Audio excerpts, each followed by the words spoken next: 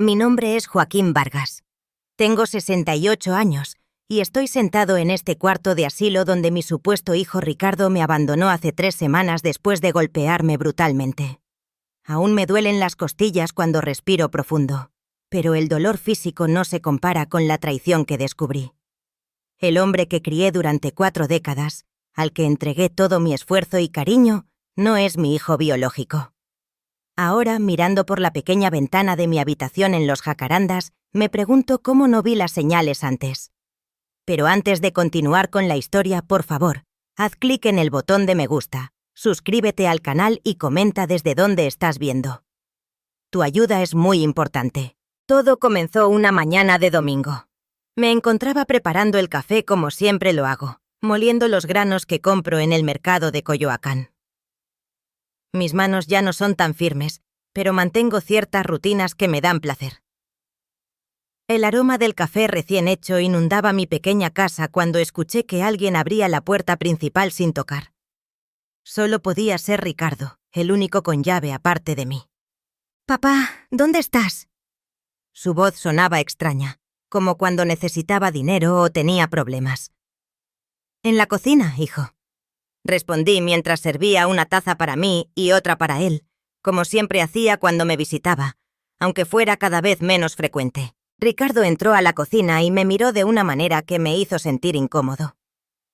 A sus 42 años, mi hijo ya mostraba entradas en el cabello y una barriga que delataba su afición por la cerveza. Vestía una camisa cara que contrastaba con sus jeans desgastados.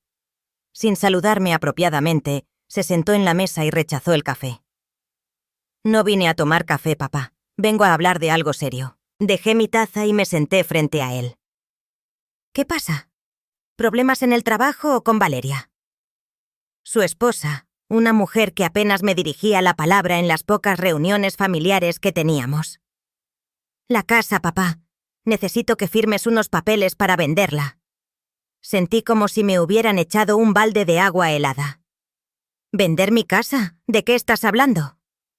«Ya hablamos de esto. No puedes seguir viviendo solo. Te caíste el mes pasado y los vecinos tuvieron que ayudarte. Ya no estás en edad de vivir sin supervisión. Me resbalé en la ducha. Puede pasarle a cualquiera. Además, solo fueron unos rasguños». Ricardo golpeó la mesa con el puño, haciendo que las tazas saltaran y derramaran café. «No fueron solo rasguños. Te encontraron tirado en el baño después de horas. ¿Y si te hubiera dado un infarto? ¿Y si te hubieras roto la cadera?» «Esta es mi casa, Ricardo. Aquí viví con tu madre antes de que nos abandonara. Aquí te crié yo solo, trabajando dobles turnos para que nunca te faltara nada. Y te lo agradezco, pero ya es momento de pensar en el futuro. He encontrado un lugar perfecto para ti. Los Jacarandas tienen médicos las 24 horas, actividades recreativas. Una casa de ancianos. ¿Quieres meterme en un asilo?» Lo interrumpí, sintiendo cómo la rabia y la decepción se mezclaban en mi estómago. «No es un asilo. Es una residencia para adultos mayores. Y cuesta dinero, papá. Dinero que podemos conseguir vendiendo esta casa». «Esta casa es mi patrimonio. Es lo único que tengo para dejarte cuando yo falte». Ricardo soltó una risa que me heló la sangre. «No necesito que me dejes nada. Lo que necesito es que no seas una carga. Ahora vendemos la casa, pagamos la residencia por adelantado unos años y todos contentos. No voy a firmar nada. Esta casa es mía y aquí me quedo». Vi cómo su rostro cambiaba. Sus ojos se oscurecieron y apretó los labios en una mueca que nunca había visto. Se puso de pie lentamente, mirándome como si fuera un insecto molesto. «Siempre has sido un viejo terco. Por eso mamá te abandonó. Por eso me cuesta tanto venir a verte». Sus palabras me dolieron más que cualquier golpe físico. «Tu madre nos abandonó por otro hombre, no por mi terquedad. Y si no vienes a verme es porque siempre que lo haces es para pedirme dinero». «No sabes nada», gritó, acercándose tanto que podía oler el alcohol en su aliento, a pesar de ser apenas las 10 de la mañana. «Te presté dinero el año pasado para arreglar el techo y nunca me lo devolviste. Porque ese dinero era mío para empezar, Te lo di para que lo guardaras después de vender el coche y luego me lo prestaste como si fuera tuyo. Su mano se alzó tan rápido que no pude esquivarla. La bofetada me hizo tambalear y caer contra la pared. El sabor metálico de la sangre inundó mi boca mientras lo miraba, incrédulo. Ricardo, jamás me habías levantado la mano, murmuré limpiándome la sangre del labio. Pues ya era hora, viejo ingrato. He cuidado de ti desde que tengo memoria. ¿Y qué he recibido a cambio? Reclamos y más reclamos. Intenté incorporarme, pero Ricardo me empujó de nuevo contra la pared. Vas a firmar esos papeles hoy mismo, ¿me entiendes? Y vas a hacerlo por las buenas o por las malas. No voy a firmar nada. Esta casa es lo único que tengo.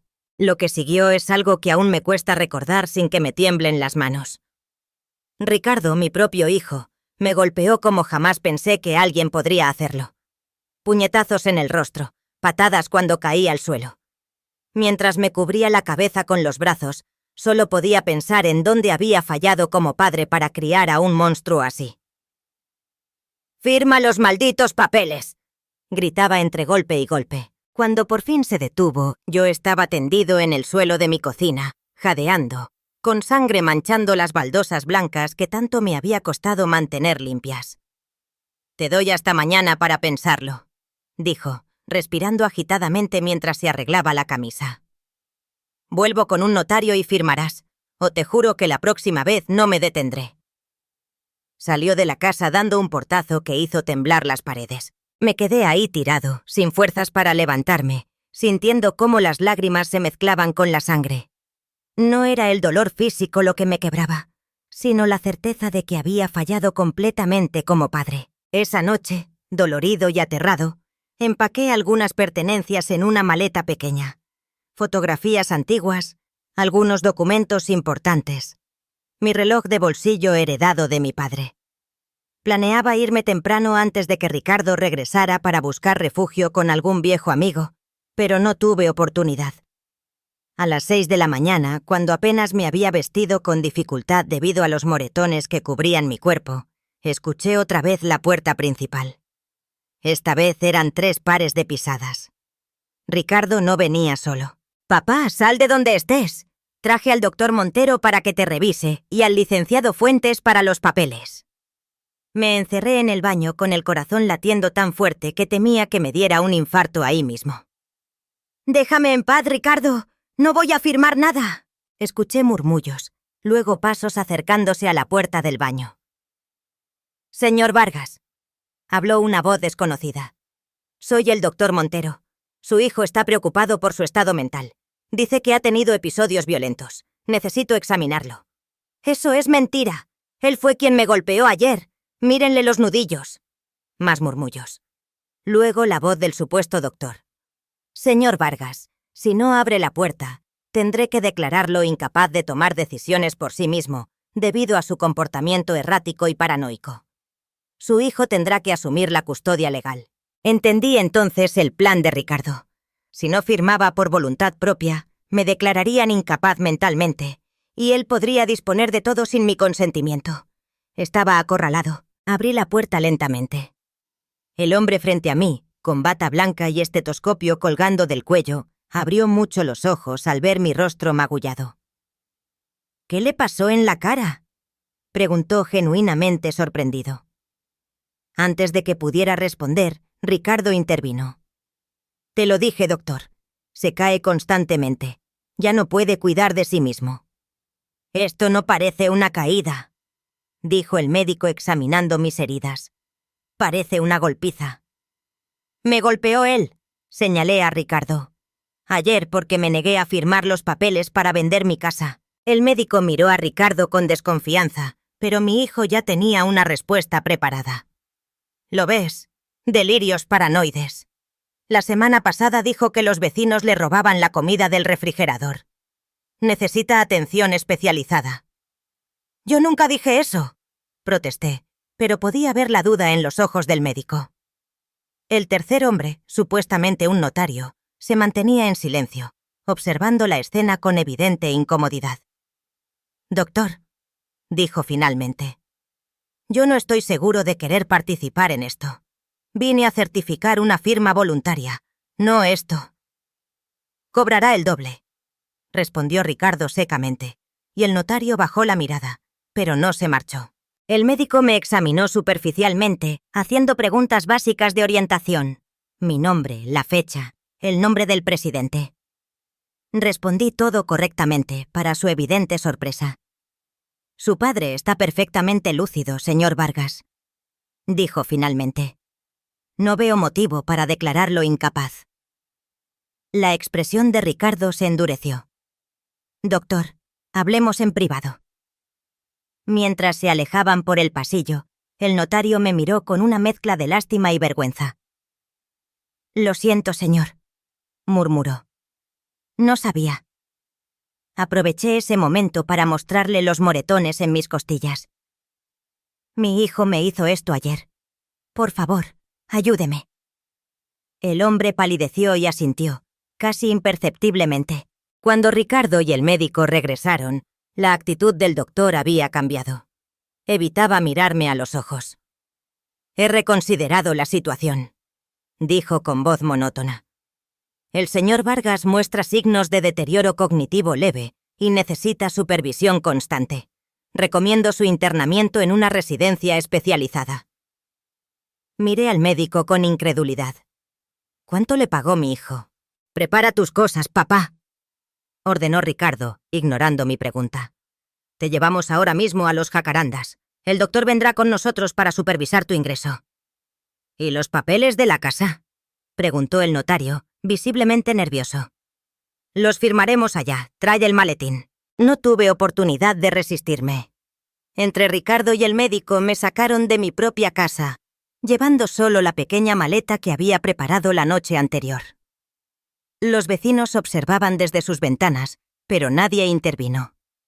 ¿Quién cuestionaría a un hijo preocupado llevando a su padre anciano a una residencia con ayuda médica? Durante el trayecto en coche, guardé silencio, procesando lo que estaba sucediendo. Mi hijo, mi propia sangre, me estaba despojando de todo por dinero. ¿Cómo habíamos llegado a esto? Los Jacarandas resultó ser un edificio de 2 plantas en las afueras de la ciudad, con un jardín descuidado y un letrero descolorido. Nada que ver con la residencia de lujo que Ricardo había descrito. Mientras me registraban en recepción, escuché al médico murmurar a mi hijo. Este lugar no es lo que me habías descrito. La tarifa es mucho menor. Lo importante es que tenga atención médica, respondió Ricardo. El resto del dinero es para pagar las deudas que ha generado. ¿Qué deudas?, pregunté, pero fui ignorado. Una mujer de mediana edad con uniforme blanco me condujo a una habitación pequeña con 2 camas, una de ellas ocupada por un anciano que roncaba sonoramente. «Esta será su habitación, señor Vargas», dijo con una sonrisa ensayada. «El señor Benítez será su compañero. Cena a las 6, medicamentos a las 8, luces apagadas a las 9. Cuando la mujer salió, Ricardo entró con los papeles. «Firma aquí, aquí y aquí», dijo, señalando varias líneas al final de documentos que no me dejó leer. «¿Qué estoy firmando?» «La transferencia de la casa a mi nombre y la autorización para que yo administre tus finanzas. Es por tu bien, papá. Ya no estás en condiciones de manejar estas cosas». Miré los papeles y luego a mi hijo. En sus ojos no había ni un ápice de cariño o remordimiento, solo impaciencia y codicia. «Si no firmo, ¿qué harás?» «Golpearte otra vez, aquí no», respondió con una sonrisa cruel. «Pero puedo hacer que tu estancia sea muy larga y muy desagradable. Firmas y vendré a visitarte cada semana con tus nietos. Te traeré esos dulces que tanto te gustan. No firmas y nadie sabrá jamás dónde estás». Con manos temblorosas firmé cada documento, no por miedo a más golpes, sino porque en ese momento entendí que había perdido a mi hijo para siempre, si es que alguna vez lo tuve realmente. «Buen chico», dijo, recogiendo los papeles y guardándolos en su portafolio. «Vendré el domingo. Pórtate bien». Y así, sin más, se marchó. El notario, que había permanecido en silencio durante todo el proceso, me miró por última vez antes de seguirlo. En sus ojos vi vergüenza, pero también alivio por terminar con aquel asunto turbio. Me quedé solo en aquella habitación desconocida, con un extraño roncando en la cama de al lado, despojado de mi hogar, mi dignidad y mi familia. Miré por la ventana pequeña, viendo cómo el coche de Ricardo se alejaba, y me pregunté en qué momento mi vida había tomado este rumbo tan desolador. Lo que no sabía entonces es que ese momento terrible era solo el principio. Que en aquel asilo encontraría no solo la verdad sobre mi supuesto hijo, sino también la fuerza para recuperar el control de mi vida y descubrir secretos que permanecieron ocultos durante 4 décadas. Secretos que cambiarían para siempre mi definición de familia. 3 días después de mi llegada a los Jacarandas, sigo sentado junto a esta ventana, observando el jardín descuidado mientras intento adaptarme a mi nueva realidad. Mi compañero de cuarto, el señor Benítez, resulta ser menos molesto de lo que pensé inicialmente. A sus años, don Isidro Benítez es un hombre callado que pasa la mayor parte del día leyendo novelas policíacas con una pequeña lupa. Sus ronquidos, que tanto me molestaron la primera noche, ahora forman parte del paisaje sonoro al que me estoy acostumbrando. ¿Su hijo vendrá a visitarlo el domingo?, me pregunta don Isidro sin levantar la vista de su libro. Eso dijo, respondo, tocándome instintivamente el rostro. Los moretones han comenzado a adquirir un tono amarillento, pero el dolor persiste, especialmente en las costillas. Los domingos son días de visita. Mucho ruido, muchos niños corriendo por los pasillos. Hace una pausa y finalmente me mira. Mi hija viene cada domingo desde hace 5 años. Nunca ha fallado una sola visita. Su comentario, dicho sin malicia, me hace sentir aún peor. ¿Realmente vendrá Ricardo como prometió? Y si lo hace, ¿realmente quiero verlo? ¿Quién le hizo eso en la cara?, pregunta don Isidro cerrando su libro. Si me permite el atrevimiento. Dudo un momento. No he hablado con nadie sobre lo sucedido, en parte por vergüenza, en parte porque nadie ha preguntado. Mi hijo. Respondo finalmente, y las palabras saben amargas en mi boca. Don Isidro asiente lentamente, sin sorprenderse. El mío también lo intentó. Quería la casa para venderla y pagar sus deudas de juego. Mi hija lo impidió. Por eso ella viene a verme y él no. Guardamos silencio un momento, unidos por esa extraña camaradería que surge entre quienes han sufrido traiciones similares. ¿Y usted no tiene más familia?, preguntó. Solo mi hija Carmela y mis nietos. Mi esposa murió hace 10 años. ¿Y usted? ¿Solo Ricardo? ¿O eso creía hasta hace poco? Don Isidro me mira con curiosidad, pero no pregunta más. Es uno de los aspectos que he aprendido a apreciar de él. Sabe cuándo no insistir. La puerta de nuestra habitación se abre y entra un joven de unos 30 años, alto y delgado, con el uniforme azul del personal del asilo. Lleva una bandeja con medicamentos. Buenos días, señores. Hora de las vitaminas y suplementos, dice con una sonrisa que, a diferencia de la mayoría del personal, parece genuina.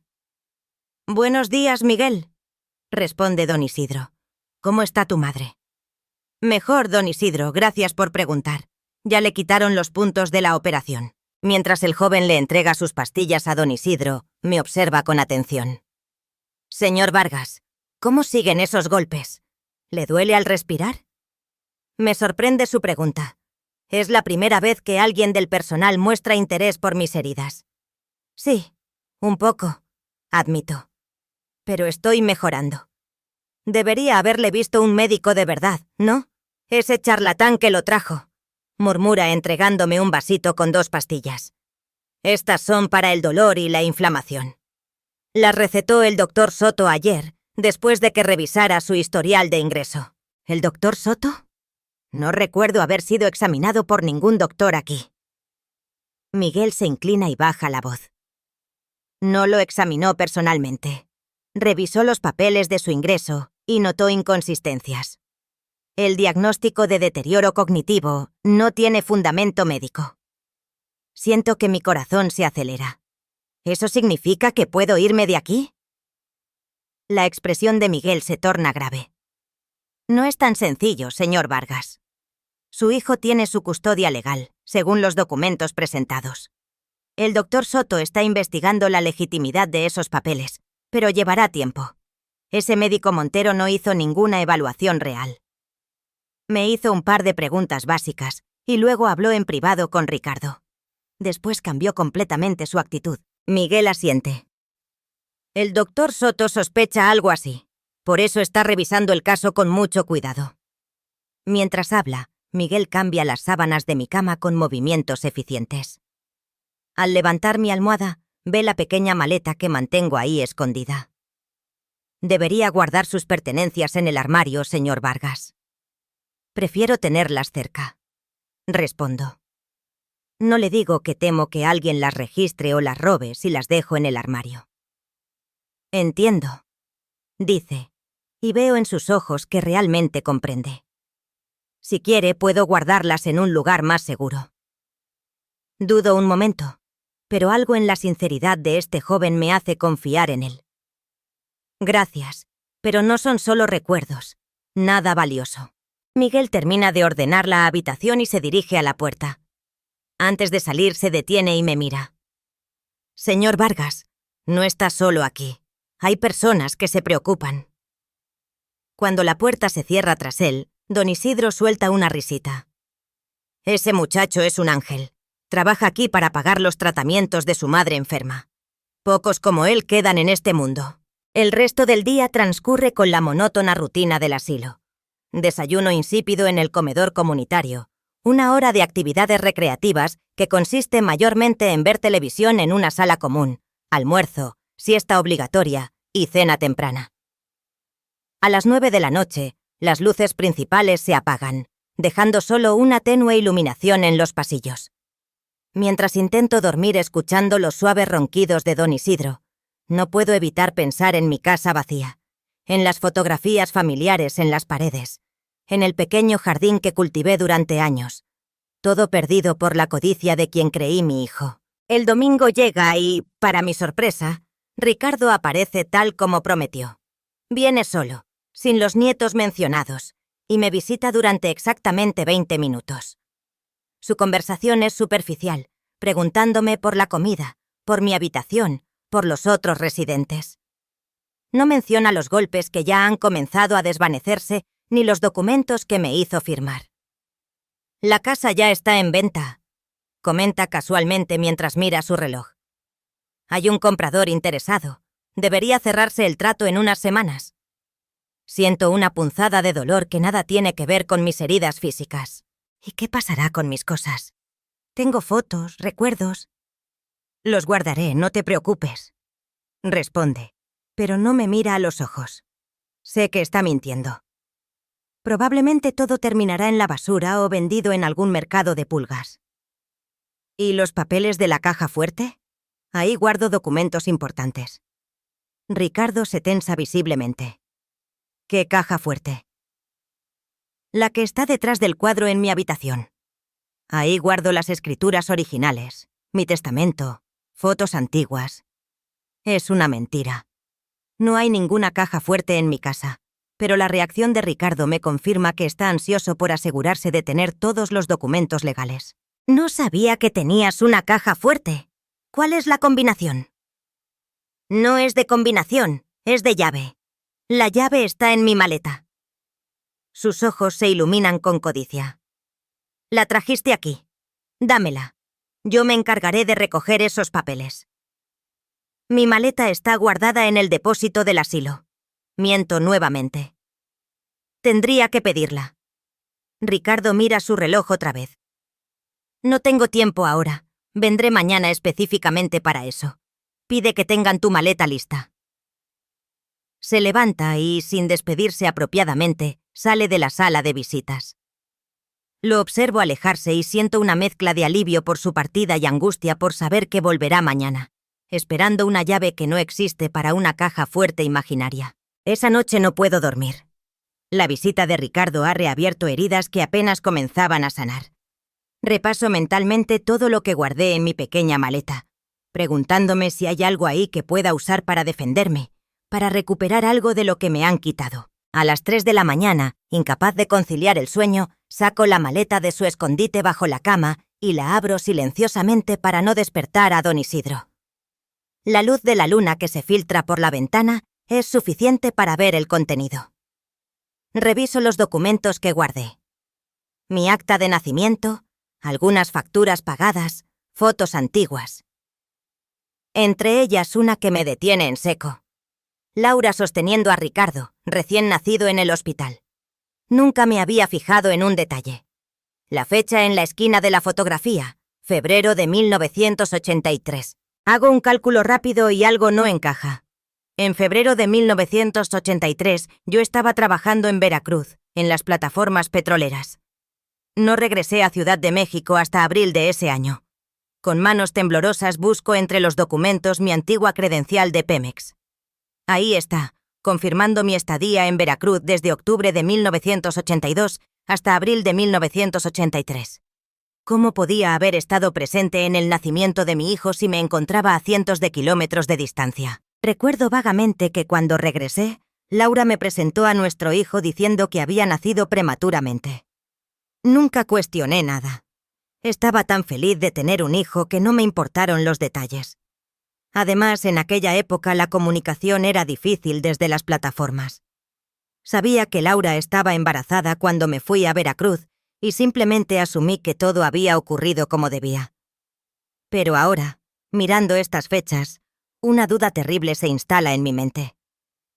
¿Es Ricardo realmente mi hijo biológico? Continúo revisando los documentos con mayor atención. Entre ellos encuentro el certificado de nacimiento de Ricardo. Padre: Joaquín Vargas. Ahí está mi nombre. ¿Pero realmente firmé yo ese documento? Examino la firma y, aunque se parece a la mía, noto pequeñas diferencias. Es como si alguien hubiera intentado imitarla. Mi mente es un torbellino de preguntas y sospechas. Si Ricardo no es mi hijo, ¿quién es su padre verdadero?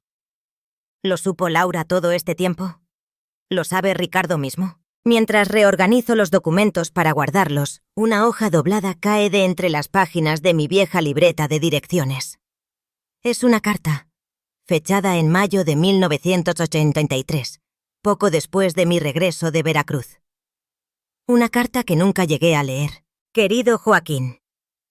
Comienza la carta con la inconfundible letra de Laura. Cuando leas esto, probablemente yo ya no estaré ahí.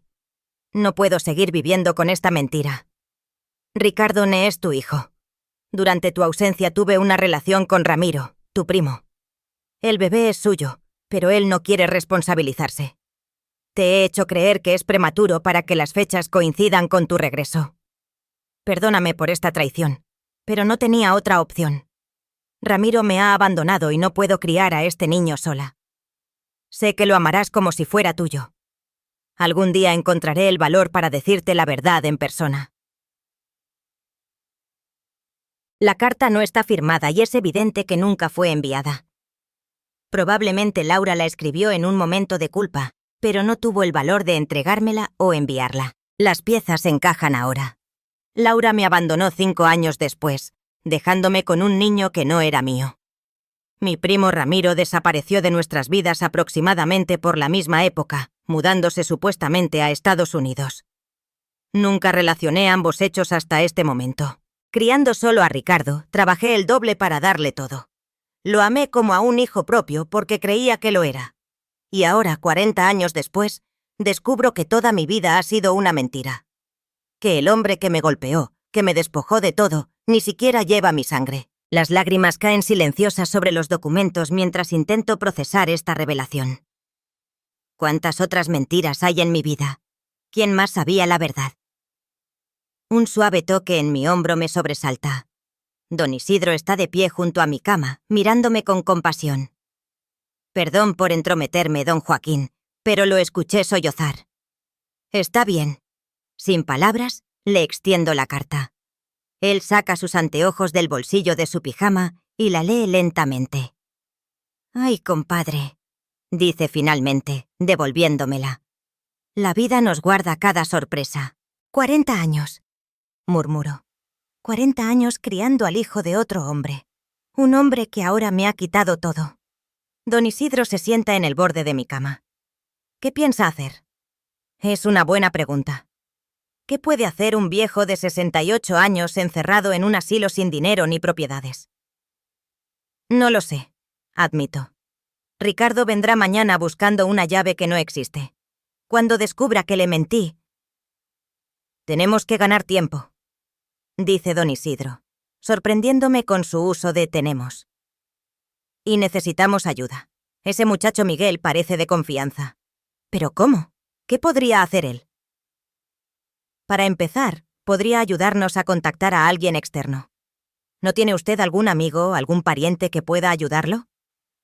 Pienso en mis antiguos compañeros de trabajo, pero la mayoría están en mi misma situación, o peor. Hace años que no mantengo contacto regular con nadie. No se me ocurre nadie, respondo derrotado. ¿Y ese doctor que mencionó Miguel, el que está revisando su caso?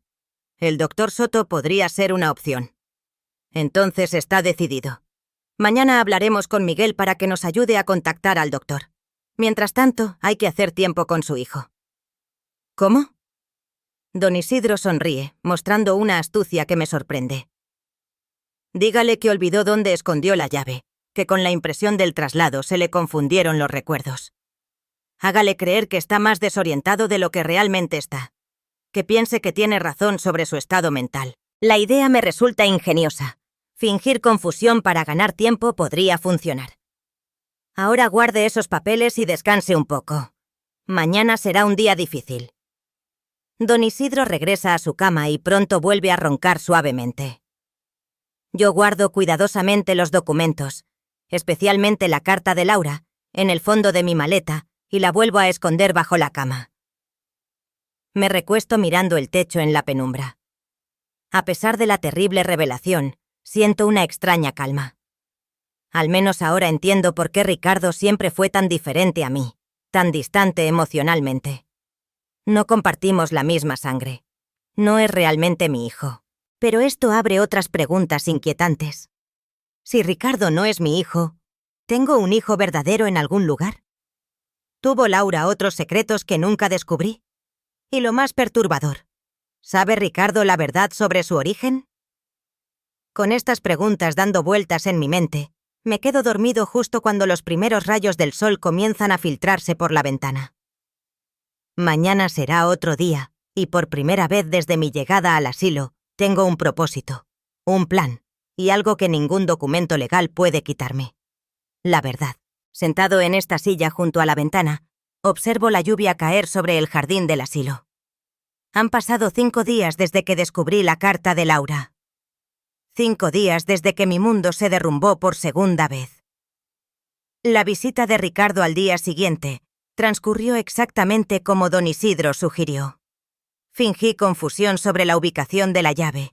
Mezclé recuerdos. Actué como si realmente tuviera problemas cognitivos. ¿Cómo que no recuerdas dónde pusiste la llave?, me gritó Ricardo, perdiendo la paciencia después de 20 minutos de explicaciones confusas. A veces la guardo en la caja de zapatos, otras veces en el libro hueco. Respondí con voz temblorosa, interpretando el papel de anciano desorientado. ¿Qué libro hueco? Nunca me hablaste de un libro hueco. No estaba seguro de habértelo mostrado. Me froté la frente con gesto de preocupación. Todo se me confunde últimamente. Vi la frustración en su rostro, pero también algo más. Satisfacción. Mi supuesta confusión validaba su decisión de internarme. Te dije que ya no podías vivir solo, papá. Mira cómo estás olvidando cosas importantes. Tienes razón, hijo, respondí mansamente, tragándome mi orgullo. Quizás es mejor así. Se marchó prometiendo regresar el próximo domingo, visiblemente irritado por no haber conseguido la llave, pero convencido de que mi estado mental justificaba mi internamiento. Esa misma tarde, Miguel entró en nuestra habitación con el carrito de medicamentos. Después de asegurarse de que nadie nos escuchaba, nos informó. El doctor Soto vendrá mañana. Le he contado sobre su situación y quiere hablar con usted personalmente. La noticia me dio un rayo de esperanza. Don Isidro me guiñó un ojo desde su cama, orgulloso de que nuestro pequeño plan comenzara a tomar forma. El doctor Armando Soto resultó ser un hombre de unos 50 años con el cabello entrecano y expresión seria tras sus gafas de montura metálica.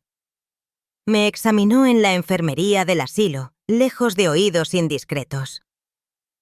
«Estos golpes no son de una caída», dijo mientras revisaba mis costillas. «Y su historial médico previo no muestra ningún signo de deterioro cognitivo. De hecho, su último examen general, realizado hace apenas 6 meses, indica una salud mental perfecta para alguien de su edad».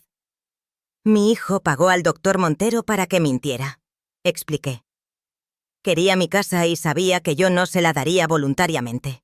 El doctor Soto frunció el ceño. «Eso constituye varios delitos graves: agresión física, fraude, falsificación de documentos médicos. ¿Significa eso que puedo salir de aquí?» «No es tan sencillo, señor Vargas. Legalmente, su hijo tiene ahora su custodia y ha vendido su casa. Necesitaríamos presentar una denuncia formal y someter el caso a investigación. Además, tendría que someterse a una evaluación psiquiátrica independiente para anular el diagnóstico del doctor Montero». «¿Cuánto tiempo tomaría todo eso?» «Meses, probablemente. Los tribunales no se apresuran en estos casos». Me hundí en la silla, desanimado. «Para entonces ya habré perdido todo». «Hay otra complicación», añadió el doctor revisando unos papeles. «En su admisión, su hijo presentó un poder notarial donde usted le otorga facultades plenas para administrar sus bienes. ¿Recuerda haber firmado ese documento?» Recordé los papeles que Ricardo me hizo firmar en el asilo sin permitirme leerlos completamente. Me obligó a firmar varios documentos. No sé exactamente qué contenían. «Entiendo». El doctor Soto guardó silencio un momento pensativo. «Señor Vargas, para ayudarlo necesito saber toda la verdad. ¿Hay algo más que deba conocer? ¿Algún otro familiar que pueda respaldarlo?» Decidí confiar plenamente en él. Le conté sobre la carta de Laura, sobre el descubrimiento de que Ricardo no era mi hijo biológico. Le mostré los documentos que guardaba en mi maleta, incluyendo la antigua credencial de Pemex que probaba mi ausencia durante el nacimiento de Ricardo. El doctor examinó todo con atención. «Esta carta, aunque no está firmada, podría ser un elemento importante. ¿Tiene alguna otra correspondencia de su exesposa para comparar la letra?» «No aquí, pero quizás en mi casa, si es que Ricardo no ha tirado todo ya». «¿Y qué hay de su primo Ramiro, el supuesto padre biológico? ¿Tiene alguna forma de contactarlo?» Negué con la cabeza. «Perdimos contacto hace décadas. Lo último que supe es que se había mudado a Estados Unidos». El doctor Soto tomó algunas notas y luego me miró directamente. «Hay una prueba que podría resolver definitivamente la cuestión de la paternidad. Un análisis de ADN entre usted y Ricardo.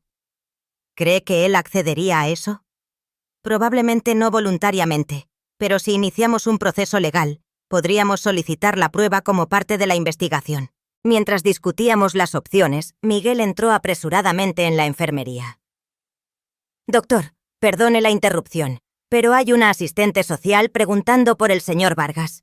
Dice que viene por una denuncia anónima de maltrato».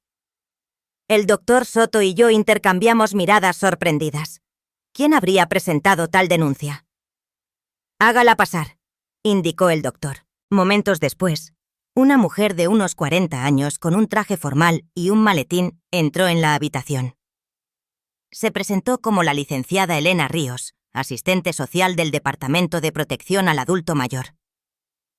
«Recibimos una denuncia anónima sobre un posible caso de abuso físico y despojo patrimonial», explicó, mirando mis golpes ya casi desvanecidos. «¿Es usted Joaquín Vargas?» «Sí, soy yo». «¿Puede contarme cómo llegó a este asilo y qué le sucedió en el rostro?» Durante la siguiente hora relaté toda mi historia a la asistente social, quien tomó notas meticulosamente. El doctor Soto respaldó mi relato con sus observaciones médicas y las inconsistencias que había encontrado en mi admisión. «Lo que describe es extremadamente grave, señor Vargas», dijo la licenciada Ríos cuando terminé. «Maltrato físico, coacción, posible falsificación de documentos médicos, todo ilegal. Necesito documentar estos golpes y tomarle una declaración formal. Sacó una pequeña cámara y fotografió mis lesiones, aunque ya estaban bastante desvanecidas. Luego me hizo firmar una declaración detallada de los hechos. ¿Qué pasará ahora?, pregunté. Iniciar una investigación inmediata. Lo primero será verificar la legitimidad de los documentos de custodia y del diagnóstico médico. También necesitamos determinar si la venta de su casa fue legal. Mi hijo Ricardo ya ha puesto la casa en venta. Puedo solicitar una medida cautelar para detener cualquier transacción hasta que se esclarezca la situación, explicó la licenciada. Pero necesito preguntarle algo importante. ¿Desea presentar cargos formales contra su hijo por agresión? La pregunta me tomó por sorpresa. A pesar de todo lo que me había hecho, la idea de ver a Ricardo enfrentando cargos criminales me generaba sentimientos encontrados. No lo sé, respondí honestamente. Solo quiero recuperar mi casa y mi independencia. Entiendo. Por ahora nos centraremos en la parte civil del caso. La cuestión penal puede esperar. Antes de marcharse, la licenciada Ríos me entregó su tarjeta. Lo mantendré informado de todos los avances. Por favor, comuníquese conmigo si recuerda algún detalle adicional o si su hijo intenta presionarlo nuevamente. Cuando nos quedamos solos, el doctor Soto me miró con curiosidad. Es extraño. Las denuncias anónimas no suelen generar respuestas tan rápidas del Departamento de Asistencia Social. ¿Quién cree que pudo haber presentado la denuncia? El doctor se encogió de hombros, pero noté que evitaba mirarme directamente. Cualquiera que haya presenciado su llegada al asilo con esos golpes. Un empleado, quizás. Sospecho que fue él mismo quien alertó a las autoridades, pero no lo presioné al respecto. Estaba agradecido por cualquier ayuda, sin importar de dónde viniera. Al regresar a mi habitación, encontré a don Isidro muy animado. «Vi a la asistente social», dijo en cuanto entré. «Parece una mujer competente». «Lo es. Ha iniciado una investigación y dice que podría detener la venta de mi casa». «Excelente. Pero no debemos confiarnos. Su hijo no se quedará de brazos cruzados cuando se entere». Don Isidro tenía razón, como siempre. No pasaron ni 2 días antes de que Ricardo apareciera en el asilo, furioso y amenazante. Afortunadamente, yo estaba en la sala común con otros residentes cuando llegó, lo que limitó su capacidad para intimidarme. «¿Qué has hecho, viejo idiota?», siseó sentándose junto a mí mientras fingía interés en el programa de televisión que veíamos. «¿Sabes que una tal Elena Ríos ha paralizado la venta de la casa? ¿Tú la contactaste?» «No sé de qué me hablas, Ricardo», respondí, manteniendo mi acto de confusión. «¿Quién es Elena?» «No te hagas el tonto conmigo. Alguien ha presentado una denuncia diciendo que te maltrato y que te quité la casa a la fuerza. Fuiste tú». «Yo no he hablado con nadie», dije, lo cual era técnicamente cierto en el momento en que la licenciada fue contactada. «Apenas conozco a la gente aquí». Ricardo me estudió con desconfianza. «El comprador se ha echado para atrás. Dice que no quiere problemas legales. ¿Tienes idea del dinero que he perdido?» «Lo siento, hijo», murmuré bajando la mirada. «No era mi intención causarte problemas». Vi cómo su expresión se suavizaba ligeramente, creyendo mi acto de sumisión. «Escúchame bien. Voy a resolver este malentendido y tú vas a cooperar.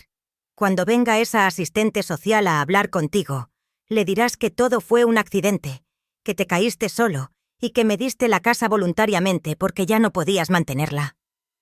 Asentí débilmente, sabiendo que no tenía intención de hacer tal cosa. Ricardo se marchó poco después, visiblemente nervioso, pero confiado en que su intimidación había funcionado.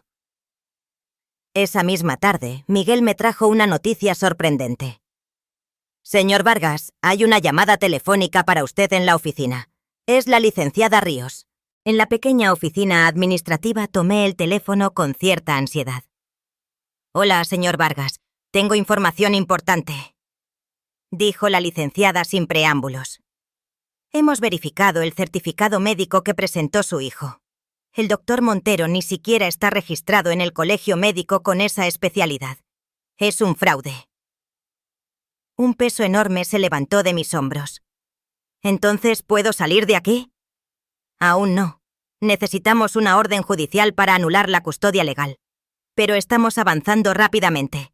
También he descubierto algo más. Su hijo ha retirado prácticamente todos los fondos de su cuenta bancaria. ¿Qué? Pero si ahí estaba depositada mi pensión. Lo sé. Y es otro delito que añadiremos a la denuncia. Pero hay algo más. Algo que creo que debería saber. Hizo una pausa, como si dudara. Durante la investigación, al revisar los antecedentes familiares, encontramos registros interesantes sobre su exesposa, Laura. Mi corazón se aceleró. ¿Qué clase de registros? Registros de nacimiento. Al parecer, Laura tuvo otro hijo aproximadamente un año después de que ustedes se separaran. Un niño llamado Daniel, nacido en 1989. La noticia me golpeó como un puño en el estómago. ¿Estás segura? Completamente. En el acta de nacimiento figura como madre Laura Montoya y como padre está en blanco. El niño lleva solo el apellido materno. ¿Y dónde está este Daniel ahora? Eso ha sido más difícil de rastrear. Laura falleció hace 7 años. Lo sabía, admití con un nudo en la garganta. Aunque nuestra separación había sido dolorosa, hubo un tiempo en que amé profundamente a esa mujer. Daniel debería tener unos 36 años ahora. Estamos intentando localizarlo. Podría ser importante para el caso, especialmente considerando lo que nos contó sobre la paternidad de Ricardo. Después de colgar, regresé a mi habitación en estado de shock. Don Isidro me miró con preocupación. Malas noticias. No lo sé, respondí sinceramente. Acabo de enterarme de que Laura tuvo otro hijo después de abandonarnos. Un hijo que ahora tendría 36 años. ¿Y cree que podría ser su hijo verdadero? Es posible. Las fechas coinciden con nuestra separación.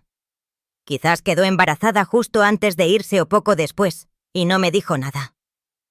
¿Nunca intentó contactarlo? Nunca. El pensamiento me dolía profundamente. Quizás temía que le quitara al niño o que le exigiera manutención. O tal vez el padre era otra persona y no quería que yo lo supiera. Don Isidro guardó silencio un momento, respetando mi confusión. Sea como sea, ahora tiene una posibilidad de conocer la verdad. Los días siguientes fueron una montaña rusa emocional. La licenciada Ríos llamaba regularmente con actualizaciones sobre el caso. El juez había emitido una orden temporal prohibiendo a Ricardo disponer de mis bienes o retirar más dinero de mis cuentas. La venta de la casa estaba oficialmente suspendida y, lo más importante, habían localizado a Daniel Montoya. Vive en Querétaro, me informó la licenciada por teléfono. Es ingeniero civil, está casado y tiene 2 hijos pequeños. ¿Le ha dicho algo sobre mí? Solo le informé que estábamos investigando un caso relacionado con su madre y que necesitábamos hablar con él. Aceptó venir a Ciudad de México este fin de semana. ¿Cree que debería conocerlo? Creo que sería beneficioso para ambos, señor Vargas, pero la decisión final es suya. Después de mucha reflexión, decidí que quería conocer a Daniel. Si existía la posibilidad de que fuera mi hijo biológico, merecía saberlo. Y él también. El sábado por la mañana, Miguel me ayudó a vestirme con mi mejor ropa, la única camisa y pantalón decentes que había traído al asilo.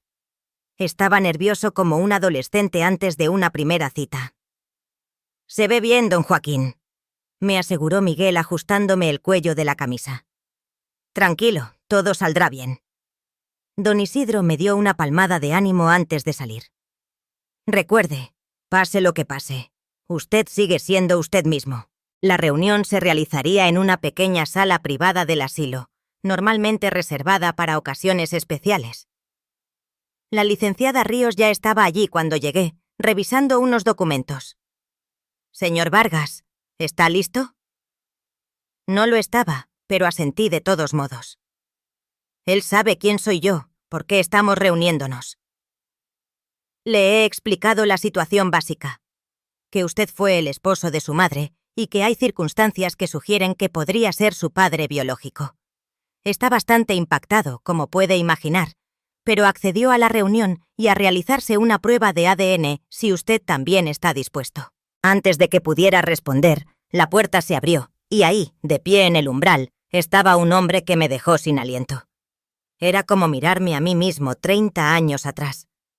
El mismo mentón definido, los mismos ojos almendrados, incluso la misma forma de las cejas. Vestía una camisa azul clara y pantalones oscuros, y sostenía una carpeta contra su pecho como un escudo. «Señor Vargas». Su voz era profunda, con un ligero acento queretano. Me puse de pie, tambaleante. «Sí, tú debes ser Daniel». Nos quedamos mirándonos mutuamente, estudiándonos, buscando en el otro los rasgos que confirmarían o negarían nuestro posible parentesco. «Se parece mucho a mi abuelo», dijo finalmente Daniel con una mezcla de asombro y recelo. «Tengo fotos suyas de joven. Es inquietante». «Y tú te pareces a mí a tu edad», respondí sintiendo un nudo en la garganta. «Por favor, siéntate. Tenemos mucho de qué hablar». Daniel tomó asiento frente a mí, mientras la licenciada Ríos se situaba discretamente en un rincón de la sala, dándonos espacio, pero manteniéndose presente como mediadora. «Tu madre nunca me habló de ti», comencé, sintiendo que debía ser completamente honesto desde el principio.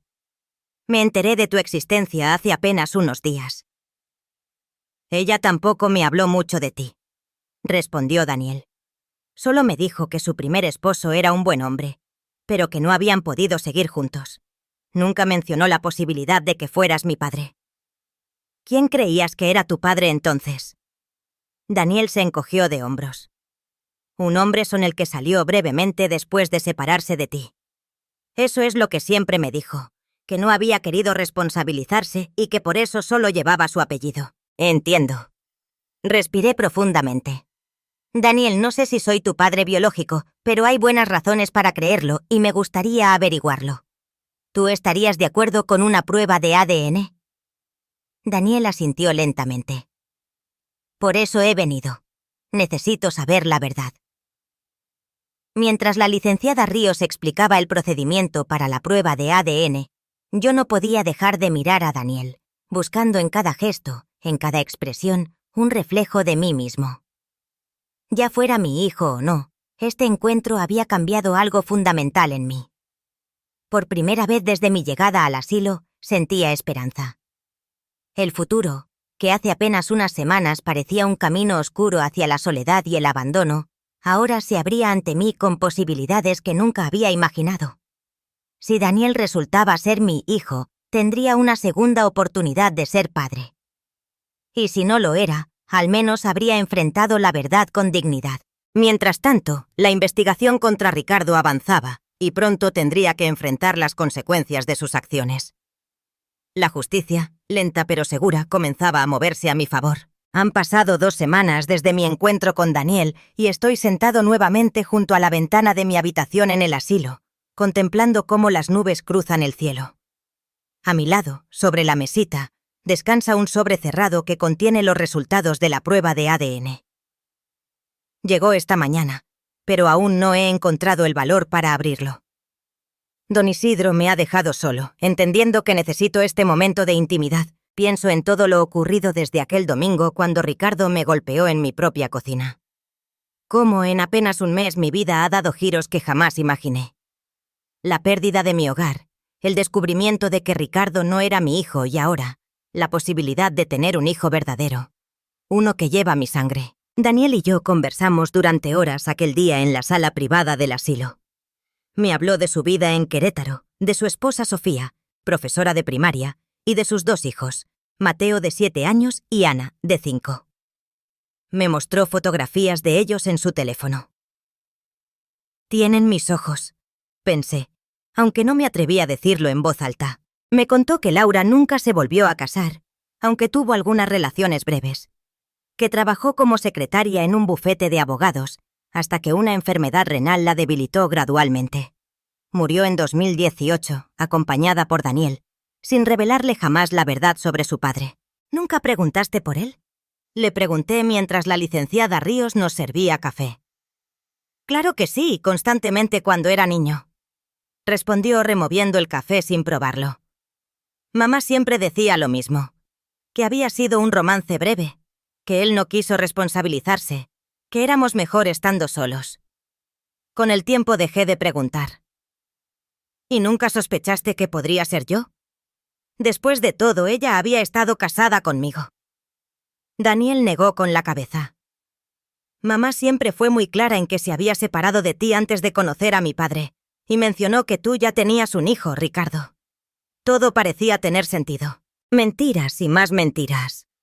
La vida de Laura parecía haberse construido sobre una compleja red de engaños. ¿Cómo fue como madre? Pregunté genuinamente interesado. A pesar de todo, no podía evitar sentir curiosidad por la vida de la mujer que una vez amé. Estricta pero cariñosa, respondió Daniel con una sonrisa nostálgica. Trabajaba mucho para que no me faltara nada. Siempre insistió en que estudiara, que me preparara para ser independiente. Nadie más velará por ti, me decía. Las palabras resonaron en mí. Esa era la Laura que yo había conocido, pragmática, autosuficiente, siempre mirando hacia adelante. ¿Sabes? En sus últimos días, cuando estaba en el hospital, mencionó algo extraño. Continuó Daniel, frunciendo ligeramente el ceño al recordar. Estaba bastante sedada. Entraba y salía de la consciencia. Me tomó la mano y me dijo: «Debí decirle la verdad a Joaquín. Él hubiera sido un buen padre para ti». En ese momento no entendía a qué se refería. Pensé que era la medicación hablando. Ahora... Sus palabras me golpearon como una ola. Incluso en su lecho de muerte, Laura había mantenido sus secretos, aunque el remordimiento parecía haberla alcanzado al final. Acordamos realizarnos la prueba de ADN ese mismo día. La licenciada Ríos conocía un laboratorio privado que podría procesar los resultados en una semana. Antes de marcharse, Daniel me abrazó torpemente. Un gesto que ninguno de los dos esperaba, pero que surgió de forma natural. «Sea cual sea el resultado, me alegro de haberte conocido», me dijo. Y noté que sus ojos, tan parecidos a los míos, se humedecían ligeramente. Y ahora, una semana después, tengo en mis manos la respuesta a la pregunta que ha estado consumiéndome.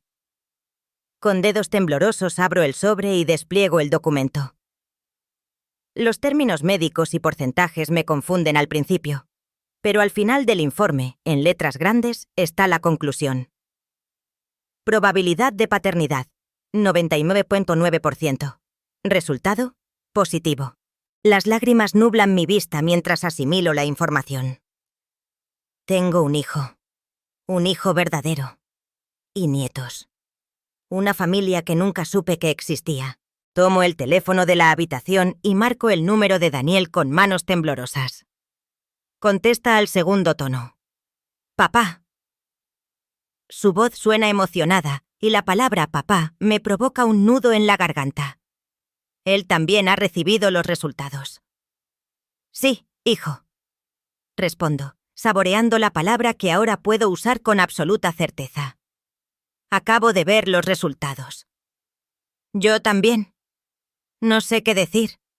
Es abrumador». «Lo sé, para mí también». Un silencio cargado de emoción se instala entre nosotros. Hay tantas cosas que decir, tantos años perdidos que intentar recuperar. «Sofía y los niños quieren conocerte», dice finalmente.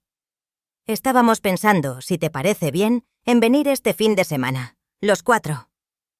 La idea de conocer a mis nietos me llena de una alegría que hacía décadas no sentía. «Me encantaría, Daniel. Nada me haría más feliz». «Perfecto. Estaremos ahí el sábado por la mañana». Hace una pausa y añade: «Papá, hay algo más que debes saber. La licenciada Ríos me llamó esta mañana. Han citado a Ricardo para declarar mañana. Al parecer intentó vender la casa a pesar de la orden judicial». Mi júbilo se mezcla ahora con aprensión. ¿Qué va a pasar? No estoy seguro, pero la licenciada dice que están tomando el caso muy en serio. Hay suficientes pruebas para procesarlo por varios delitos. Después de colgar, comparto las noticias con don Isidro, quien me felicita efusivamente por la confirmación de mi paternidad. «¡Lo sabía!», exclama golpeando su rodilla con entusiasmo. Desde que me contaste sobre ese muchacho, tuve la corazonada de que era sangre de tu sangre.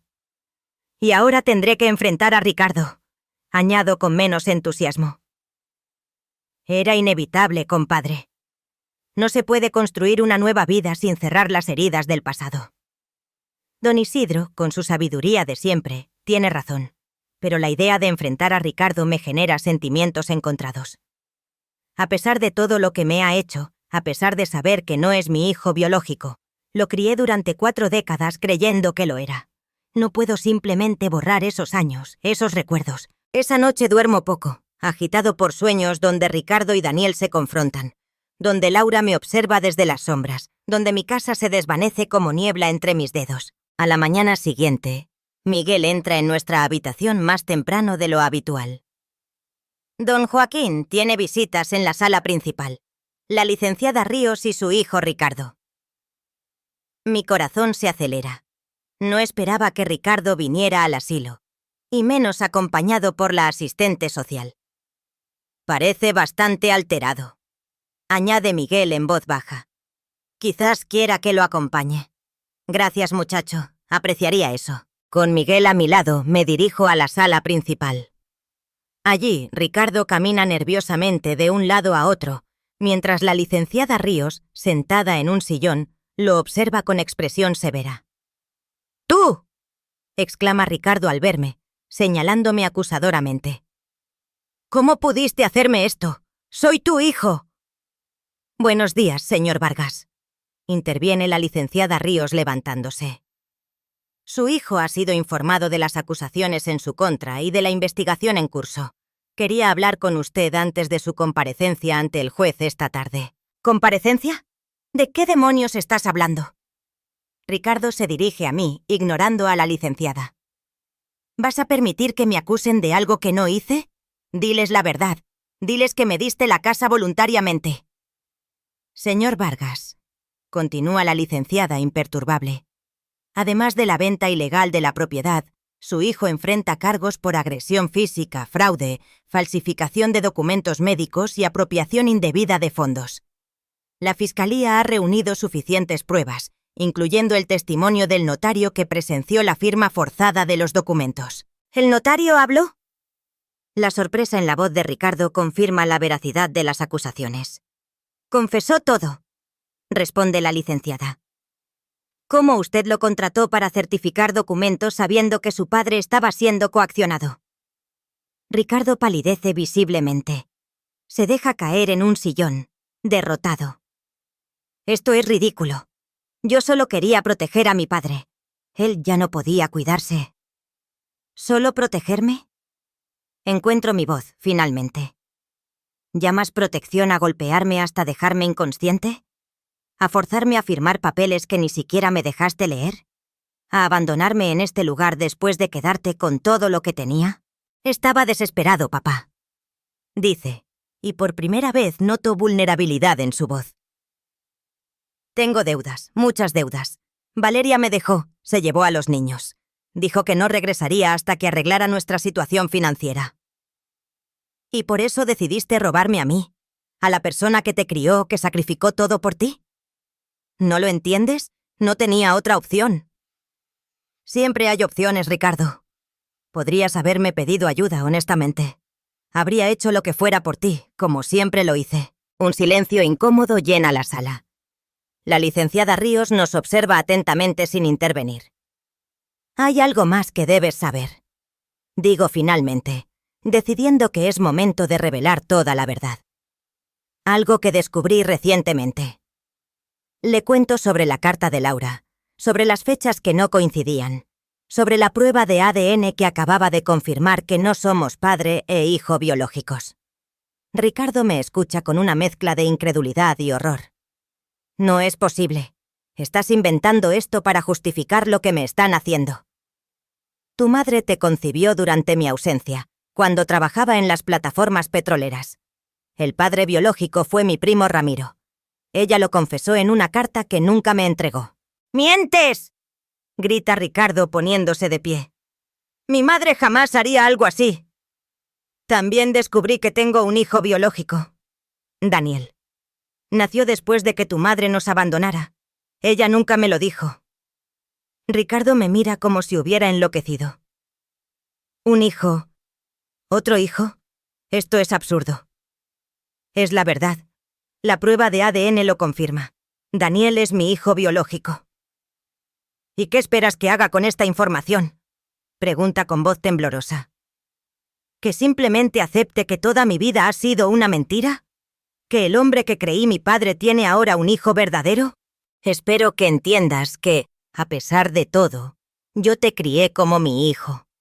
Te di mi apellido, mi tiempo, mi amor. No eras mi sangre, pero eras mi hijo en todo lo demás. Hago una pausa, sintiendo el peso de mis siguientes palabras. Y por eso lo que hiciste duele aún más. Veo cómo sus ojos se llenan de lágrimas. Por un momento veo al niño que una vez fue, el pequeño que llevaba sobre mis hombros, que venía a mi cama asustado por las tormentas. Señor Vargas, interviene la licenciada Ríos. Su hijo se enfrenta a cargos graves. Podría pasar varios años en prisión. Me giro hacia ella, tomando una decisión que he estado meditando toda la noche. ¿Hay alguna alternativa? No quiero verlo en la cárcel, a pesar de todo. Existen opciones de acuerdos extrajudiciales, especialmente si usted, como parte afectada, está dispuesto a negociar. Responde ella. Pero implicaría ciertas condiciones. Miro a Ricardo, que parece haber envejecido 10 años en los últimos minutos. ¿Qué condiciones serían esas? Primero, la devolución completa de todos sus bienes y fondos.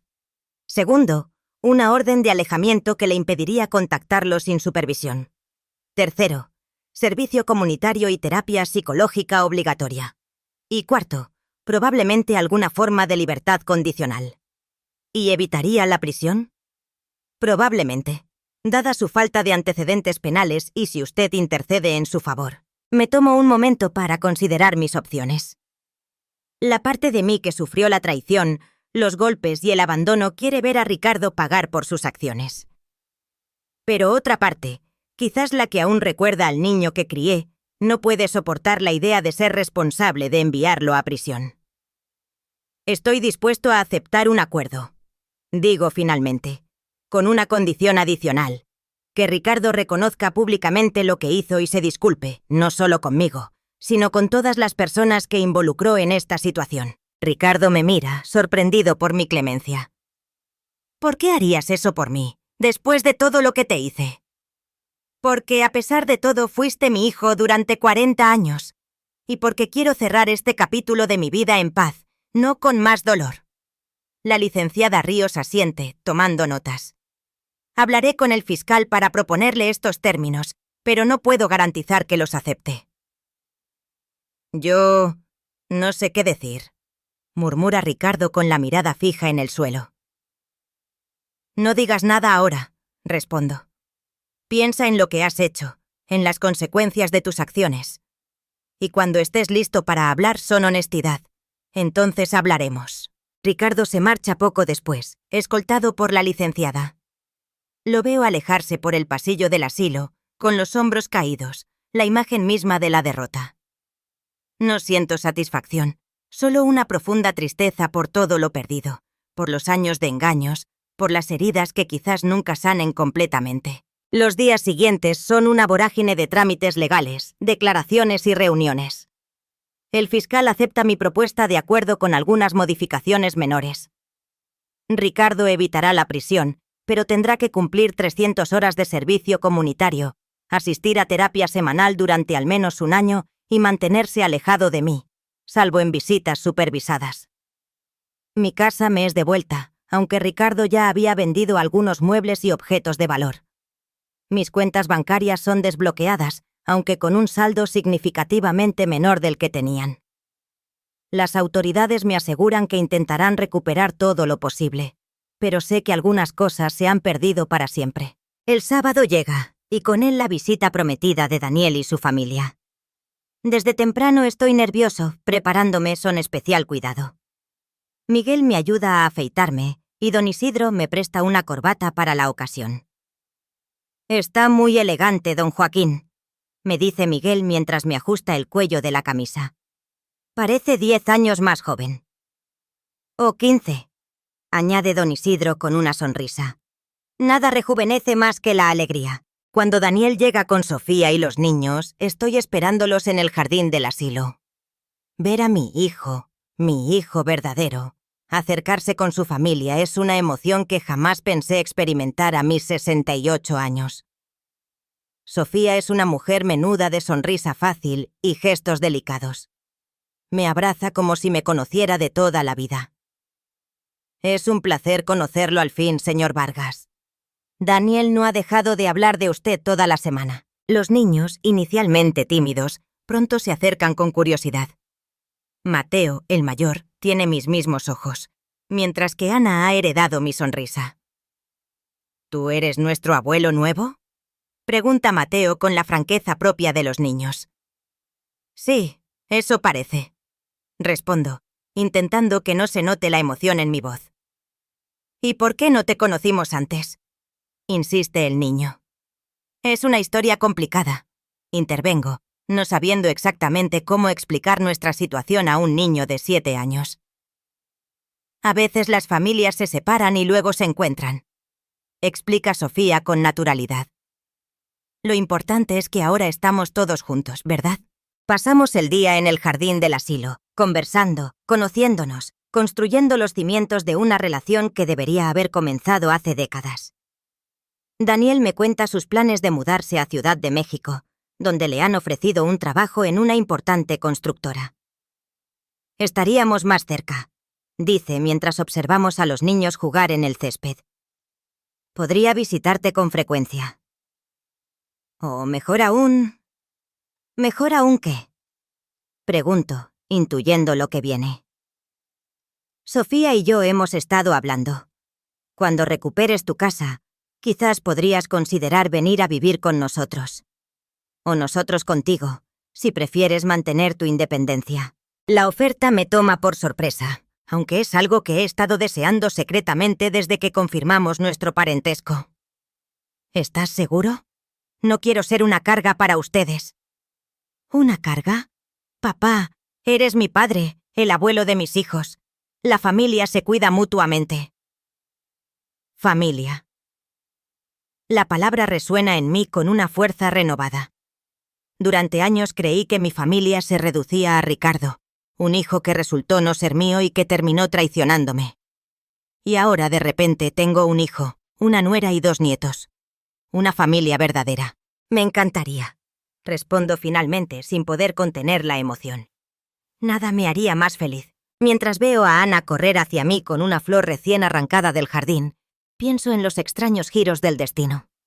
Como un suceso terrible, el abandono en el asilo, se convirtió en el catalizador que me permitió descubrir la verdad y encontrar a mi familia real. La pequeña me extiende la flor con una sonrisa que iluminaría el día más oscuro.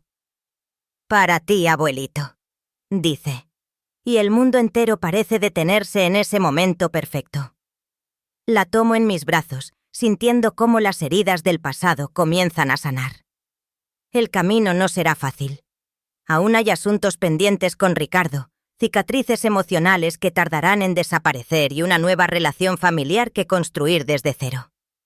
Pero por primera vez en mucho tiempo, el futuro se presenta luminoso, lleno de posibilidades. Gracias, mi princesa. Respondo a Ana, guardando cuidadosamente la flor en el bolsillo de mi camisa, cerca del corazón. La guardaré para siempre. Y así, sentado en el jardín del asilo, que una vez consideré mi prisión, rodeado de una familia que no sabía que tenía, comprendo que a veces el final de un camino es solo el principio de otro mucho mejor. Que incluso a mis 68 años, la vida puede ofrecer segundas oportunidades y que la sangre, después de todo, sí importa.